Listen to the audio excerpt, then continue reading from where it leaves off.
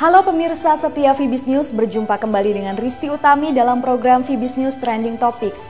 Berita dalam negeri, lawatan Presiden Joko Widodo ke Amerika Serikat menghasilkan total kesepakatan bisnis yang akan ditandatangani sebesar 20,25 miliar dolar Amerika Serikat atau sekitar 275,4 triliun rupiah.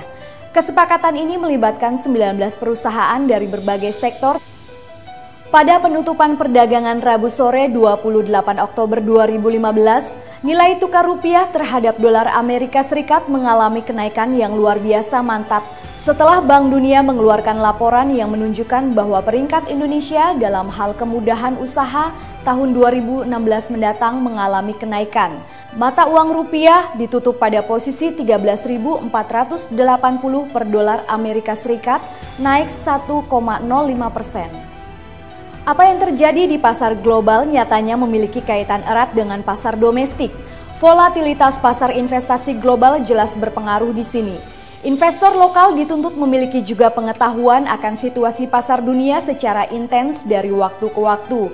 Memang pasar internasional bukan perkara mudah untuk dimengerti. Diperlukan pengenalan pasar yang secara konsisten harus dimonitor terus. Stefanus Paulus Lumintang, Direktur Utama Jakarta Future Exchange menyatakan, jika tercapai pembentukan harga di bursa berjangka seperti kopi akan mendongkrak perekonomian petani, di mana produk komoditas yang diperdagangkan melalui bursa secara transparansi tidak dapat dipermainkan oleh tengkulak, juga tidak dapat dimonopoli golongan tertentu, karena pasar akan menentukan harga.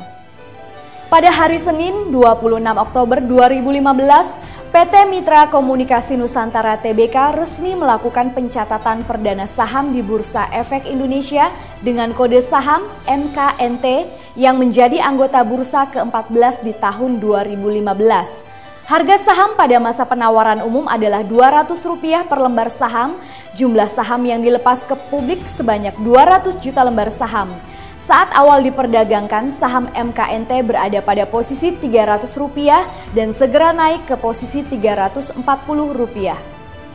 Berita luar negeri, Public Bank of China memangkas 0,25% suku bunga acuannya menjadi 4,35% dan juga suku bunga deposito menjadi 1,50%. Terakhir, bank ini turunkan suku bunganya pada bulan Agustus lalu dengan ukuran yang sama, yaitu 25 basis poin. PBOC menerapkan kebijakan moneter terbarunya ini untuk mendorong pertumbuhan ekonomi negara tersebut. Harga rumah di Hong Kong sejauh ini sudah melonjak hingga lebih dari 370% ke rekor tertingginya sejak terakhir kali tercatat tahun 2003 silam.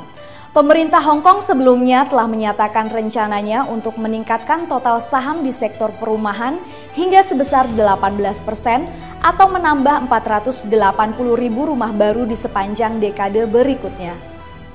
Harga emas di akhir pekan kembali sempat terpukul akibat kenaikan nilai tukar dolar Amerika Serikat. Harga emas sempat tertekan akibat ketidakpastian waktu kenaikan suku bunga acuan. Harga minyak mentah juga masih bergerak dalam kecenderungan melemah. ANZ Bank mengatakan bahwa pihaknya memperkirakan harga akan tetap rendah untuk sisa tahun ini. Harga karet alami berjangka di akhir perdagangan Bursa Tokom Kamis siang 28 Oktober berhasil bertahan di teritori hijau didukung oleh sentimen positif berupa kenaikan harga minyak mentah. Meskipun pada sesi perdagangan di Asia harga minyak mentah retreat, tetapi dukungan sentimen positif tetap bertahan di pasar karet berjangka. Berita terakhir, pertemuan bulanan FOMC selama 2 hari kembali memutuskan belum menaikkan suku bunga acuan Bank Sentral Amerika Serikat tersebut dan masih mempertahankan suku bunga di level 0,25% sejak krisis moneter tahun 2008 sampai 2009 lalu. Namun diisyaratkan bahwa kenaikan suku bunga masih mungkin di pertemuan berikutnya yaitu pada bulan Desember. Demikian Fibis News Trending Topics kali ini, sampai jumpa pada edisi mendatang. Salam Fibis.